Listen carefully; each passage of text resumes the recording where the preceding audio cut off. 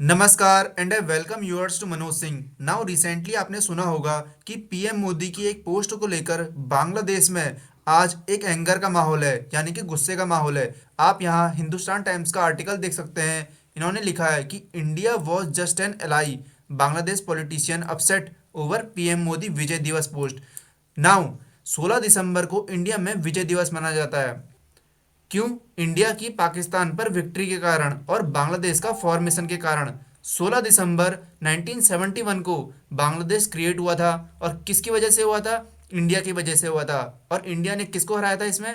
पाकिस्तान को हराया था। ये कुछ फोटोज हैं जिसमें आप ये साफ देख सकते हैं कि इंडियंस ने कैसे पाकिस्तानी सोल्जर्स को हराया था। ये एक फ़ोटो है।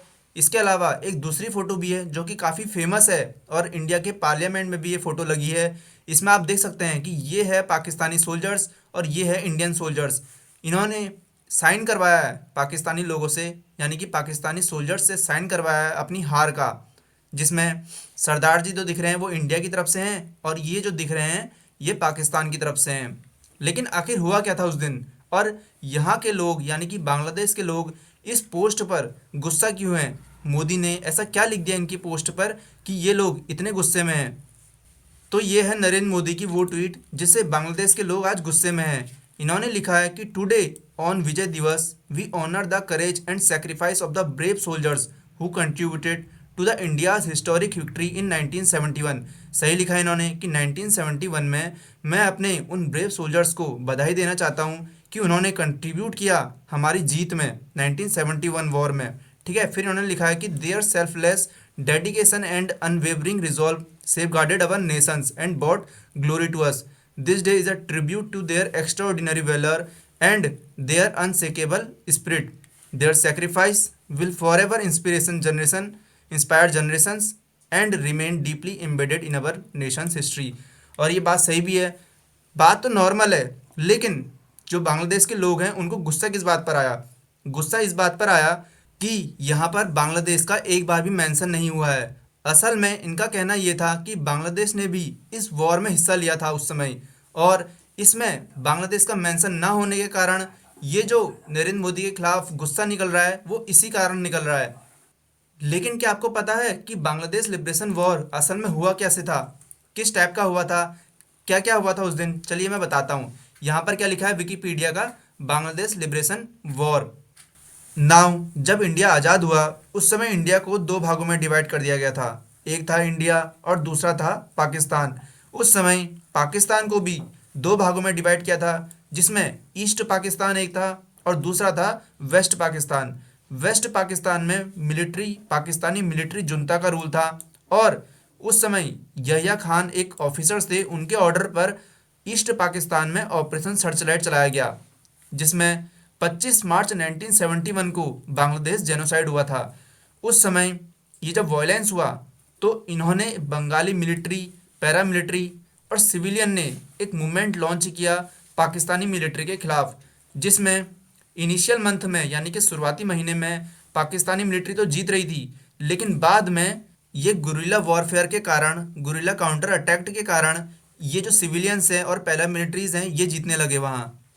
उस समय पाकिस्तान की जो मिलिट्री थी वो वहाँ की लड़कियों का रेप करते थे, वहाँ के लोगों को सताते थे और किसी को भी आए दिन मार देते थे। और लेकिन आपको पता है कि इंडिया इस वॉर में कब जुड़ा?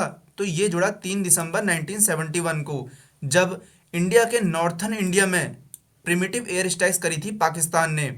और इंडिया तब इसमें शामिल हुआ कितने तारीख को? 3 दिसंबर को शामिल हुआ। एक तरफ से इंडिया शामिल हुआ तो दूसरी तरफ से पाकिस्तानी आर्मी को मार रहे थे एलाइड फोर्सेस ऑफ मुक्ति वाहिनी एंड इंडियन मिलिट्री। पाकिस्तान ने 16 दिसंबर 1971 को सरेंडर किया, और ये अब तक का, इस डेट तक का largest surrender of armed person है after the second world war. Second world war के बाद दुनिया का सबसे बड़ा सरेंडर यही कहलाया जाता है, इंडिया पाकिस्तान का सरेंडर, जिसमें बांग्लादेश का क्रिएशन हुआ था। यहाँ पर आप देख सकते हैं कुछ फ़ोटो हैं उस समय के वॉर की, 1971 के वॉर की, जिसमें ये फ़ोटो अभी भी इंडिया के पार्लियामेंट में लगी हुई है। और 26 मार्च से लेकर 16 दिसंबर 1971 को युद्ध चला। लगभग 8 महीने 2 हफ्ते और 6 दिन तक ये युद्ध चला। इसमें लोकेशन तो थी ईस्ट पाकिस्तान, जिसे अब बांग्लादेश बना दिया गया है। एक ये समय था जब इंडिया ने बांग्लादेश के लिए इतना करा, जब बांग्लादेश को मारने वाला कोई नहीं था, बांग्लादेश को समझने वाला कोई नहीं था। उस समय इंडिया ने सभी को ये कहा कि तुम बांग्लादेश को मानो, एज अ कंट्री मानो, नहीं तो हम आपसे रिश्ते तोड़ देंगे। तो कुछ ऐसा हुआ। और यहाँ पर आप वो लिस्ट देख सकते हैं, यहाँ पर लिखा है list of countries in order of their recognition of Bangladesh. सबसे पहले तो इंडिया ने ही बांग्लादेश को रिकॉग्नाइज किया। कब?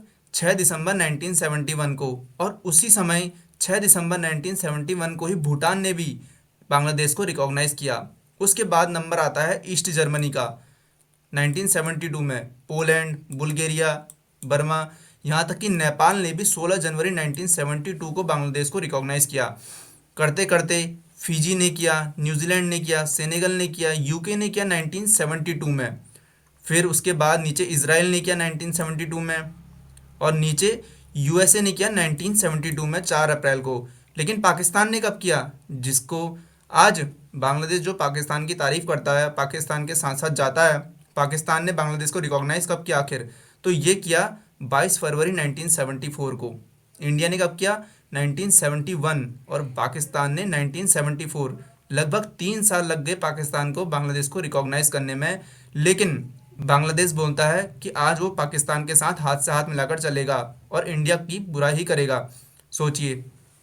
और इसमें चाइना का नंबर आता है 1975 में, यानी कि 5 साल बाद लगभग चाइना ने बांग्लादेश को रिकॉग्नाइज किया। लेकिन जितना जहर बांग्लादेश इंडिया के लिए उगलता है, अगर मिलिट्री कंपैरिजन करे, कभी युद्ध हो गया, तो क्या बांग्लादेश इंडिया के सामने टिक पाएगा? तो यहाँ पर देखते हैं comparison of Bangladesh and India military strength 2024। ये ग्लोबल फायर पावर इंडेक्स है, जिसमें इसमें लिखा है, देखो, बांग्लादेश, इंडिया यहाँ पर। ठीक है। कंपैरिजन अगर देखा जाए तो मैन पावर में भी इंडिया आगे, एयर पावर में भी इंडिया आगे, land power, Naval power, net resource, financial, logistic, geography में इसमें इंडिया को पीछे दिखा रखा है, पता नहीं क्यों, क्योंकि इंडिया तो बड़ा ही है। देखो, मैन पावर में इंडिया की रैंक है 2, बांग्लादेश की रैंक है 8। वहीं जो अवेलेबल मैन पावर है उसमें 8 ही है और इंडिया की है 2। जो फिट फॉर सर्विस है उसमें रैंक है इंडिया की 2 और बांग्लादेश की है 8। ठीक है। एक्टिव पर्सनल, इंडिया की रैंक 2 है, इसमें भी 14 लाख लगभग एक्टिव पर्सनल है, और बांग्लादेश में केवल 1,60,000 लगभग। रिजर्व पर्सनल की बात करें तो इंडिया की रैंक आती है 7, जिसमें 11 लाख रिजर्व पर्सनल है। वहीं बांग्लादेश में ज़ीरो, एक भी रिजर्व पर्सनल नहीं है। पैरामिलिट्री फोर्सेस की बात करें तो रैंक 2 पर है इंडिया, लगभग 25 लाख पैरामिलिट्री फोर्सेस है इंडिया पर। वहीं बांग्लादेश में 68, रैंक 1 पर है पैरामिलिट्री फोर्सेस में बांग्लादेश, इंडिया से आगे है। ठीक है। फाइनेंशियल बजट की बात करें तो इंडिया का डिफेंस बजट है $74 बिलियन, जो कि लगभग $75 बिलियन है अभी। ठीक है। और बांग्लादेश का बजट है, बांग्लादेश का बजट बहुत कम है, जो कि रैंक 43 पर आता है अभी ये। ऐसे ही कई चीज़ें हैं। स्पेशल मिशन में इंडिया की रैंक है 5 और इनकी रैंक है 31। हेलीकॉप्टर इंडिया के पास 869 है तो इनके पास केवल 73 है। तो ऐसे ही मिलिट्री कंपैरिजन में इंडिया बांग्लादेश से काफ़ी आगे है और बात करता है इंडिया को मारने की। सो वीडियो अच्छी लगे तो लाइक करना, शेयर करना, सब्सक्राइब करना।